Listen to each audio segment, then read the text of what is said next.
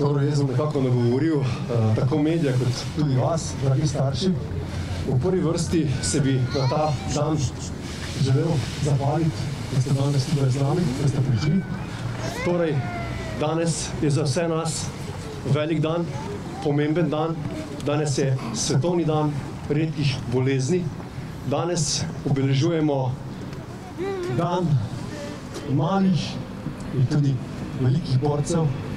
In kot vidite, spoštovani mediji, kot vidite, draga država, ni nas malo. Danes je pa tudi dan, v katerem se lahko spomnimo na našega Viljema Julijana, ki je prav tako imel kruto, redko bolezen. To je moj sin, sin od mene in Nine, in je zato boleznijo, kruto boleznijo preminil. On je postal v tem času glasnik teh bolezni, malih borcev, in je osvetlil in pokazal v tistem času, ko je imel kruto bolezen, kaj vse v državi še ni dobro poskrbljeno in zakaj moramo še poskrbeti. Zato smo v društvu Viljem Julijan in midva z Nino še posebej iskreno hvaležna za to njegovo težko pot. Seveda pa težko pot ni imel samo Viljem Julijan, težko pot ima prav vsak izmed teh staršev in vseh teh otrok, ki so danes tukaj z nami. Moramo vedeti, da redke bolezni so izjemno krute, brezsrčne bolezni, večinoma prizadene otroke, ponovadi so genetskega izvora, poznamo jih 6 do 8 tisoč, za 90% teh bolezni pa ni ne zdravil in ne zdravljenja. Prav tako mnogo otrok, to je 30% otrok s takšnimi diagnozami, žal to zemljo zapusti pred 5. letom njihove starosti.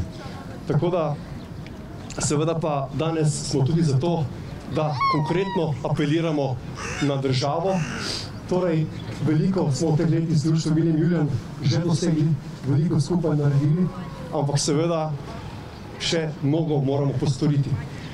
Ena od teh stvari, ki bi se jih danes dotaknil, je to, da država zagotovi, poskrbi dostopnost za zdravljenje teh otrok z genskimi zdravili. Torej, znašli smo se v situaciji, ko imamo na eni strani gensko zdravilo, ki pomaga, na drugi strani pa imamo otroke, kot so Matic, Karolina in Miloš, ki do teh zdravil ne morejo.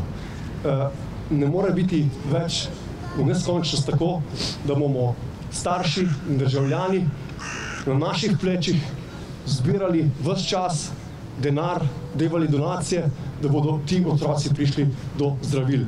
Zato srčno apeliramo na našo državo, da čim prej zagotovi mehanizem, ki bo lahko stanje na tem področju popravil. To je prva stvar. Druga stvar, mi že kar nekaj časa z društvom Viljem Julijan opozarjamo in apeliramo na državo, da se uredi paliativno oskrbo za te otroke in pa, da se uredi pomoč tretje osebe na domu. To je zelo pomembna zadeva, kajti življenje s temi otroki je zelo zahtevno in starš je s takim otrokom 365 dni na leto, 24 ur na dan, 7 dni na teden, in to je resnično izčrpajoče in v takih primerih moramo imeti osebe, ki pridejo na dom in tudi pomagajo.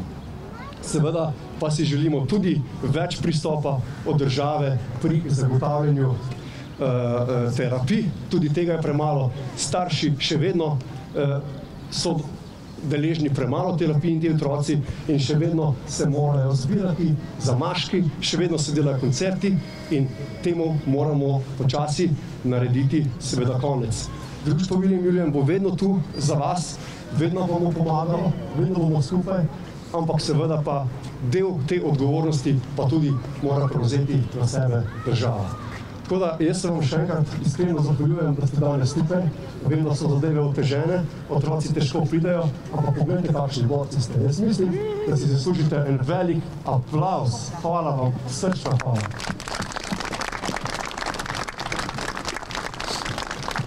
In vedite, da društvo Viljem Julijan bo naredilo vse za vas, kadarkoli nas boste potrebovali, bomo tukaj za vas in se bomo z vami govorili do konca.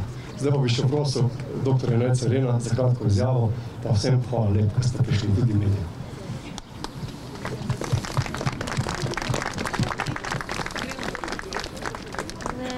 Jaz vem, da danes srce od Gregorja Banine poje, da smo tu, ker je pomembno, da smo skupaj, da smo en glas. Otroci, ki imajo redke bolezni, vi starši vemo najbolje,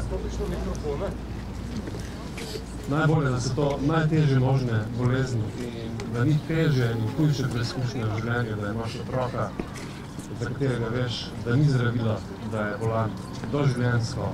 In zato je pomembno, da stopimo skupaj in danes smo prvič stopili skupaj na tem srčnem pohodu, da damo jasno vedeti, da ti otroci so tu med nami, da so del družbe in da je naša odgovornost, da za njih skrbimo najboljše možno na vseh nivojih in da bomo glasni in da se bomo to borili prav za vsakega otroka posebej.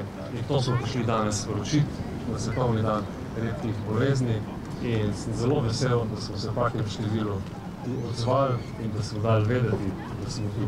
Tako da upam, da se vidimo zopet naslednje leto in da nas ni preveč zeblo. Vreme nam je bilo naklonjeno, da za naslednje leto smo naročili na sonce.